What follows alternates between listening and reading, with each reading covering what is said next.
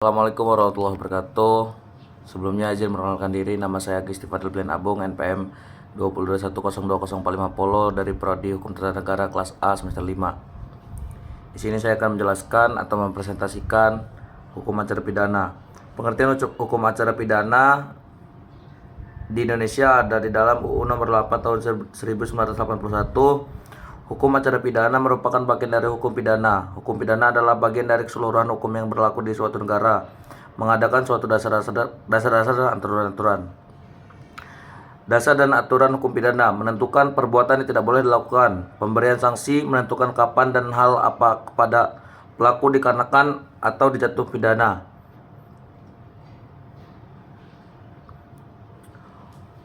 Hukum acara pidana menurut Prof. Simon atau aturan hukum yang mengatur bagaimana negara dengan alat perlengkapannya mempergunakan hak untuk menghukum dan menjatuhkan putusan. Intinya bahwa hukum acara pidana adalah keseluruhan aturan hukum yang berkaitan dengan penyelenggaraan peradilan pidana serta prosedur penyelesaian perkara pidana meliputi proses pelaporan, pengaduan, penyelidikan, penyidikan, penentukan pemeriksaan di sidang pengadilan, putusan, pelaksanaan putusan pidana. Fungsi dan tujuan hukum acara pidana. Fungsi represif, yaitu fungsi hukum acara pidana adalah melaksanakan dan menegakkan hukum pidana. Artinya jika ada perbuatan yang tergolong sebagai perbuatan pidana, maka perbuatan tersebut harus diproses agar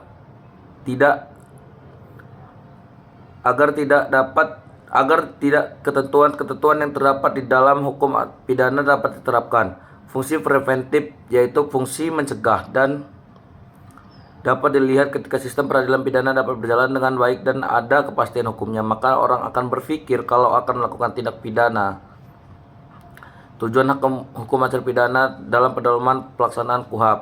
Tujuan dari hukum acara pidana ini adalah untuk mencari dan mendapatkan atau setidak-tidaknya mendekati kebenaran material, ialah kebenaran yang selengkap-lengkapnya dari suatu perkara pidana dengan menerapkan ketentuan hukum acara pidana secara jujur dan tepat. Maka tujuan hukum pidana dapat dikatakan meliputi: yang pertama itu mencari dan mendapatkan kebenaran, yang kedua itu melakukan penuntutan, yang ketiga itu melakukan pemeriksaan dan memberi keputusan, yang keempat itu melaksanakan eksekusi putusan hakim.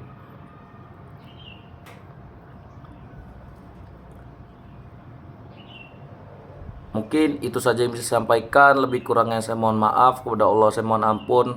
Wabillahi taufiq wal hidayah. Wassalamualaikum warahmatullahi wabarakatuh.